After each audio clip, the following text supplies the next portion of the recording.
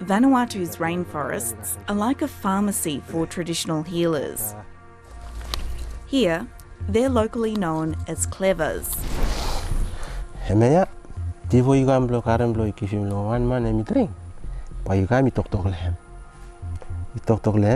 ask him and say, "Mean him help you." Then you pray him. They claim to treat all sorts of ailments, and for women who want an abortion, they're often a first port of call. Okay.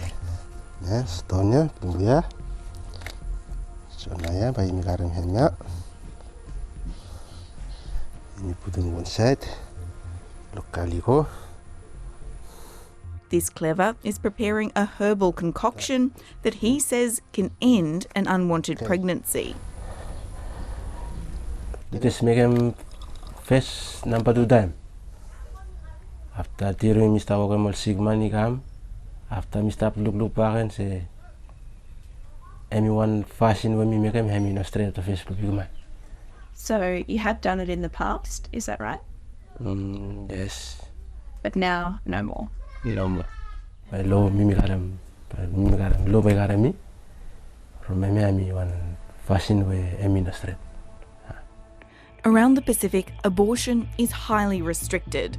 In 6 nations, it's only permitted to save a woman's life, or in Vanuatu, her physical health.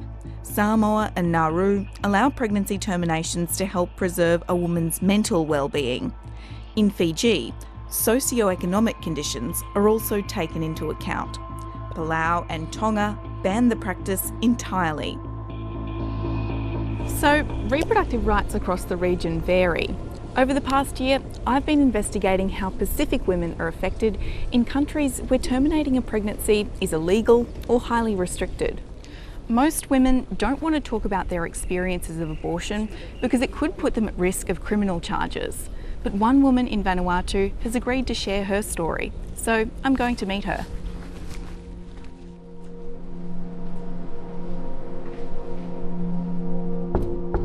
Florence is a young mother who lives in the capital, Port Vila. Hello, nice to meet you. For legal reasons, we're concealing her voice, name and face. A few years ago, Florence unexpectedly fell pregnant. I could feel my palms getting sweaty, my heart's beating faster, there's a whole blood rush, and all I can think of was my parents, like, I did this again. It happened after a one-night stand. I reached to the guy that I slept with and I told him, and he was like, "Why did you do this? I don't want to have to do anything with it." And so he blocked me after that. Florence knew there was no way she could support another child on her own, and her 2 previous pregnancies had been medically risky. It's a lot of humiliation, and I felt like a big disappointment. So I start to look around for ways to have an abortion.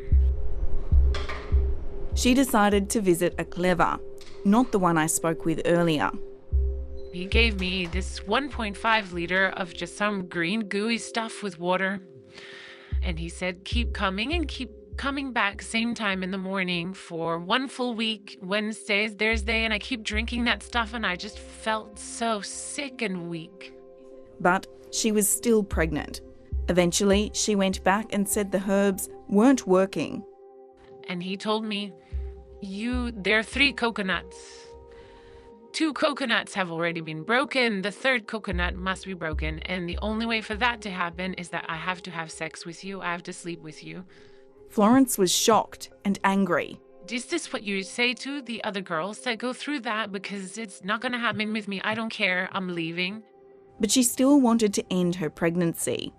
She heard about a medical doctor who performed secret abortions. I looked for him on Facebook, found it with his name, and I messaged him. Hi doctor, how are you? I have a serious health situation that I need your consultation on. Please, is there any way I can book an appointment with you? Tell me what's your issue, or come by my house. I need a medical abortion as I'm 3 months pregnant. Reason being that I have had several C-sections with my previous children. Doctors told me I could have severe bleeding around my cut if I get pregnant again in a short period. Please, doctor, this is my right, and I hope you will have a solution for me, please. Well, I practice from my home. Bring 40,000 Vatu. You can be helped. He said, don't worry, you're in safe hands. So this is what's going to happen. You're going to drink 2 cytotec pills. You're going to take it orally, and then the other 2, I will have to insert it vaginally. And he opened up the door to his room. We went there, and I took 2 oralies through the mouth, and the other 2, that's when he sexually abused me. Florence alleges the doctor raped her twice while performing the procedure. Being in there, my body completely shut down and froze. Yeah, I was about to commit suicide.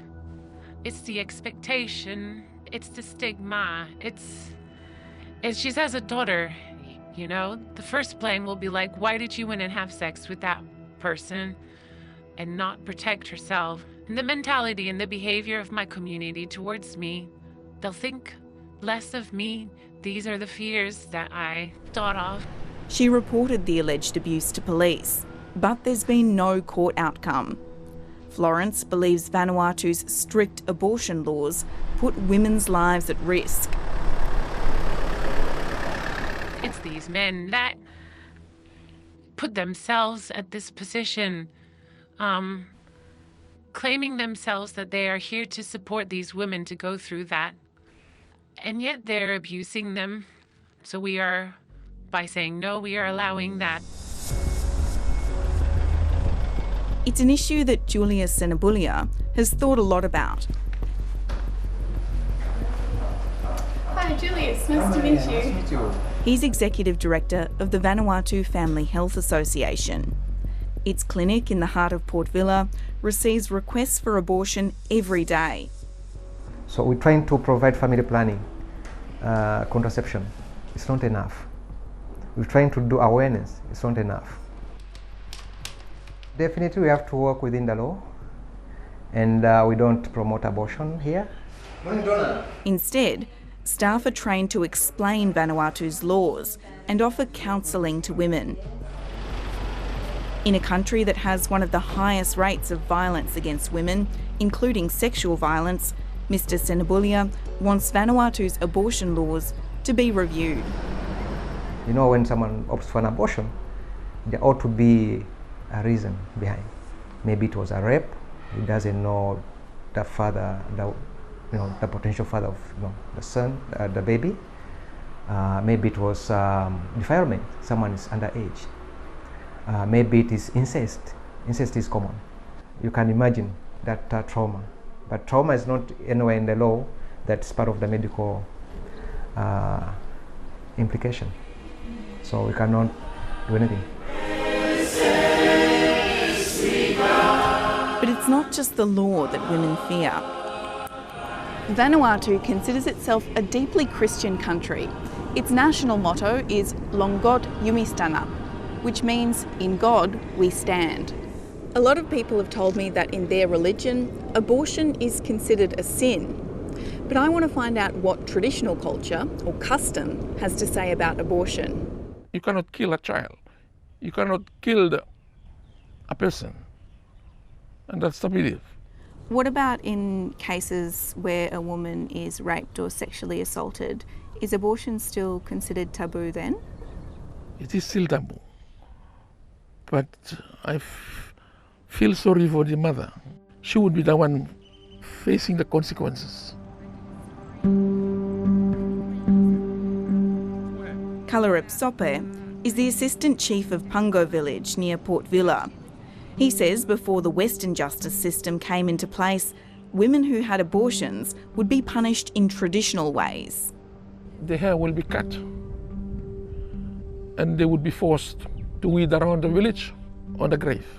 This village has seen firsthand how an unwanted pregnancy can lead to tragedy. In 2009, a newborn baby was dumped outside a house and dragged away by dogs. The mother abandoned her. She was a girl. And as soon as she abandoned her, the dogs somehow pulled her to that spot there. When the mothers came to see her, the tears were running down, they really felt for her. And everybody cried, yeah. Why do you think this woman abandoned her baby?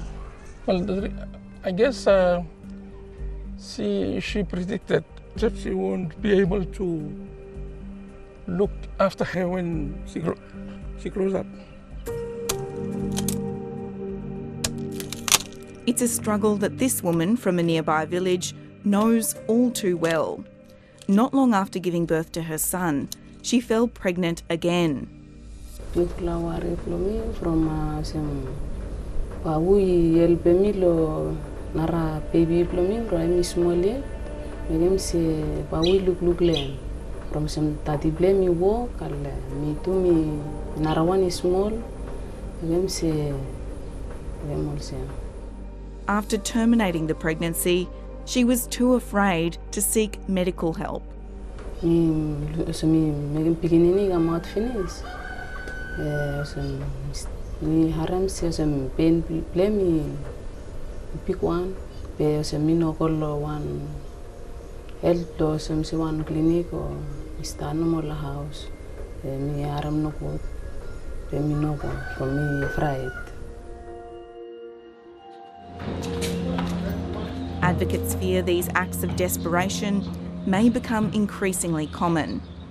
Quite often you'll even see when a young woman faces an unplanned pregnancy, and even if she is in a relationship with the guy, she's still financially responsible. Her family is responsible. So what is the role of the father?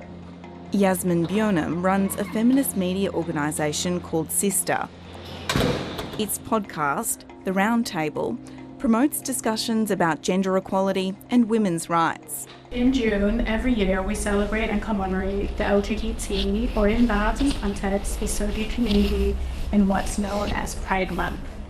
But when it comes to abortion, the conversation gets tricky. I would say we've spoken about it, like we've brought it up in conversations. But people really look at you like you're a baby killer. The road that women will take to access an abortion, because it is illegal in Vanuatu, will often mean that they will resort to extreme measures that would put their own life in danger. It's a reality that this is happening. And I think this is the reason why I think it is important to talk about abortion. The ABC has asked the Vanuatu government about the issue, but we haven't received a response. But the country's national plan for reproductive and maternal health outlines abortion-related illness as a key policy area, recommending better services and more research.